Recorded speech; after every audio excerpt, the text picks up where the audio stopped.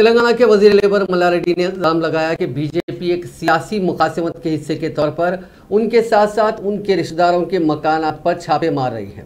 वो अपने बेटे महेंद्र रेड्डी की आयादत करने के लिए नारायणा मल्टी स्पेशलिटी अस्पताल गए, जो अलील हो गए और अस्पताल में जेर इलाज हैं। उनके साथ IT हुक्काम भी मौजूद थे। मल्लारेड्डी ने इल्जाम लगाया कि इनकम टैक्स हुक्काम ने IT छापों के नाम पर उनके बेटे को हरासा किया और मारा पीटा भी, और इसी वजह से उन्हें अस्पताल में दाखिल कराना पड़ा। उन्होंने वाजे किया कि वो कॉलेजों के अलावा कोई गैर कानूनी कारोबार या कैसीनो नहीं चलाते। मल्लारेड्डी ने कहा कि IT रेट्स जानबूझकर किए जा रहे हैं।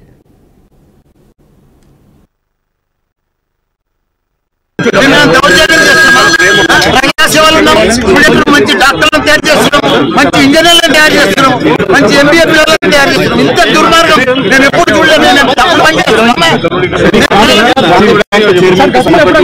క్రాంతి బ్యాంక్ మాకు ఏడుందో కూడా తెలియదు. మాకు అవసరమే ఉంది క్రాంతి బ్యాంక్. రాజేశ్వరరావు తెలియదు.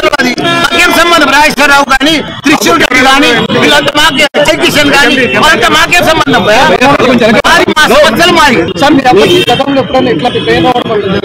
రాలేదా? వీళ్ళు రాత్రంతా సీఆర్లో తీసుకొని ఛార్జ్ మీద కొట్టి అది అడిగి ఇచ్చేసి మళ్ళీ దౌర్జన్యం చేస్తున్నారు.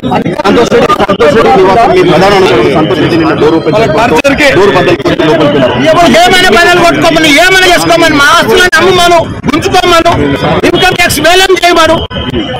కానీ ఇదేందుకు దౌర్జన్యము?